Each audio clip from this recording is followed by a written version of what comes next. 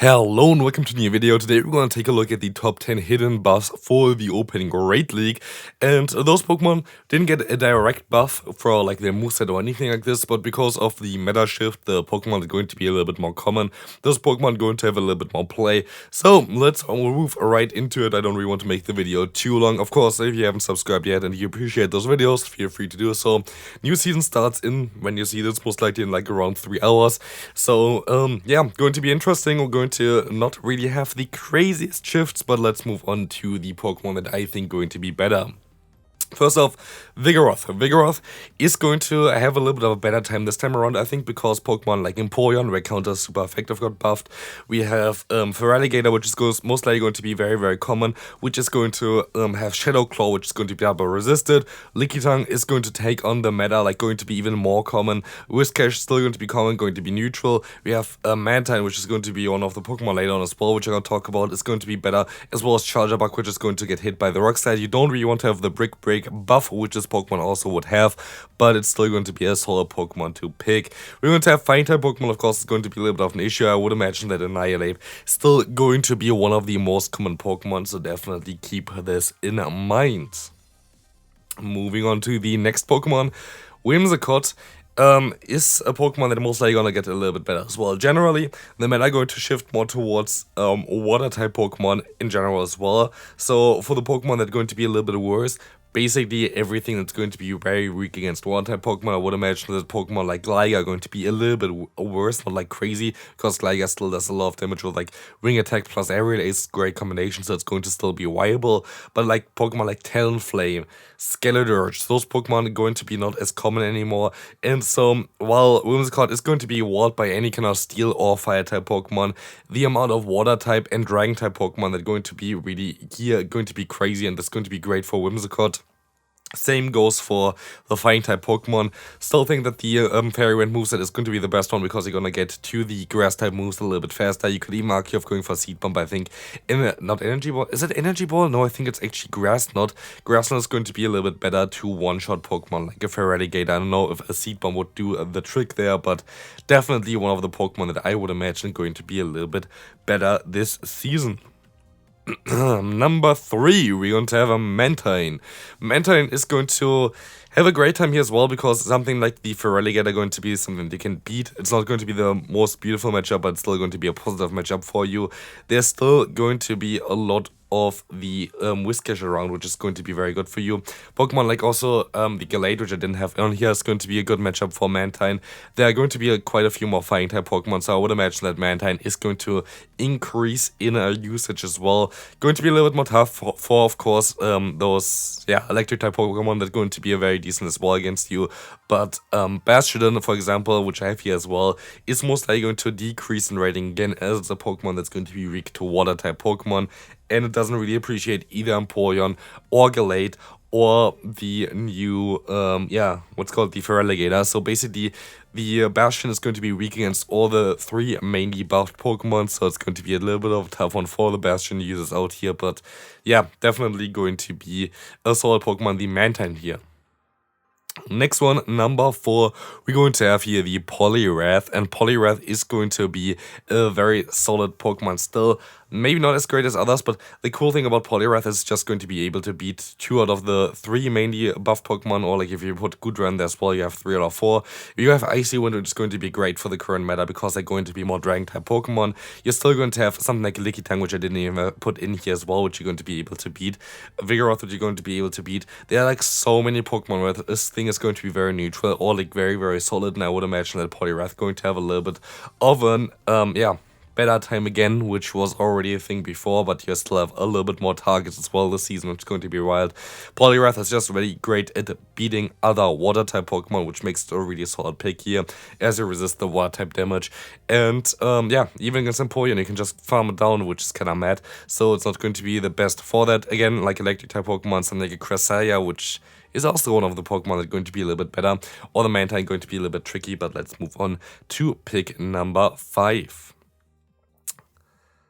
Yeah, what can I say? Like Victreebel, I know it's not what people want to see, but Victreebel is going to be actually, I feel like, worse to play. The reason for this is more that Bastion is going to be more tricky, and like you usually have like Bastion plus Victreebel.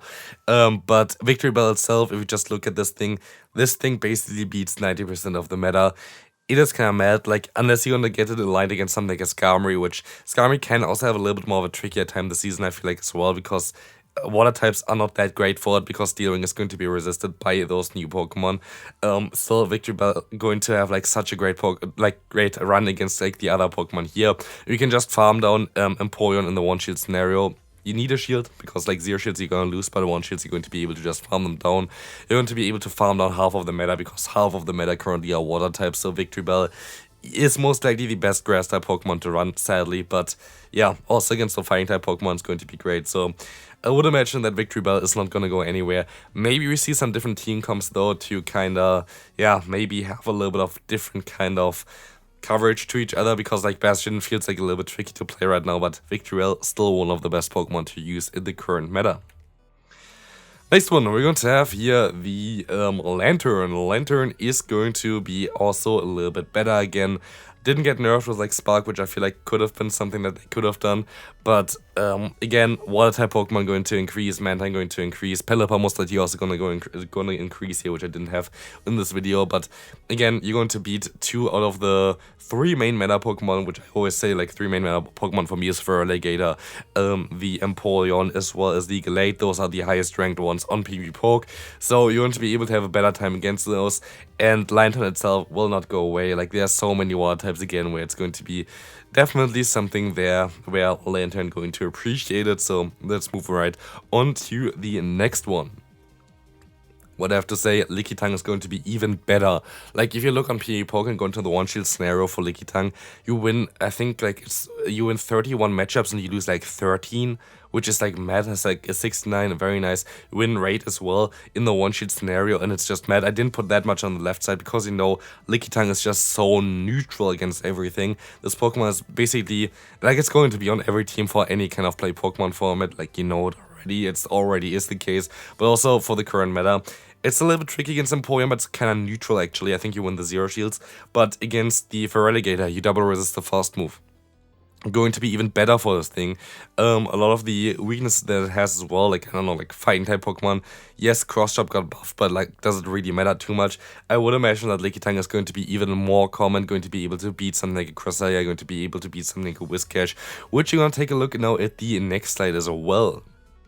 Whiscash is not gonna go anywhere. The opposite is most likely going to happen.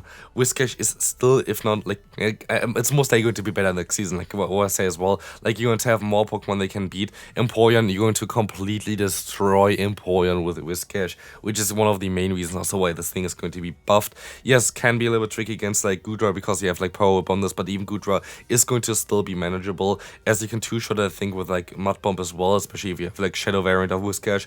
But even in Calcs, at least, like, I don't think it's going to be as great of a matchup. You can still win against Feraligatr as well.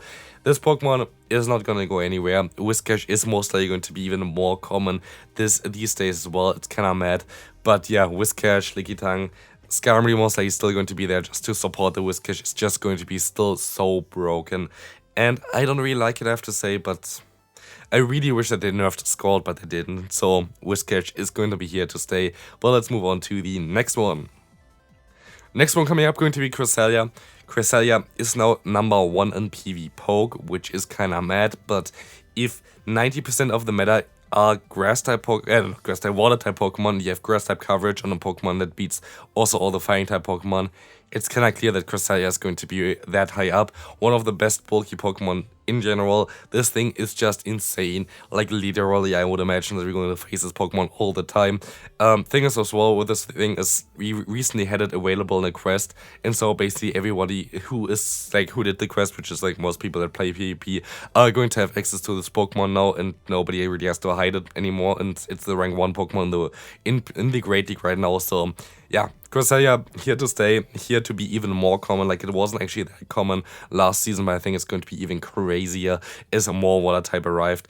And yeah, Feraligatr has Shadow Claw, of course, going to be a little bit more of a tricky one, but still, Cresselia is going to be so good, going to be able to most likely beat most of the Dragon type Pokemon that got buffed, or also the Gallade as well, going to be a great matchup for you. So, like, This Pokemon is not going to go anywhere. It's going to be so overpowered in the Great League. And we can move on to at least my pick that I would imagine going to be the best one for this season. That's going to be even more common. It's going to be even better.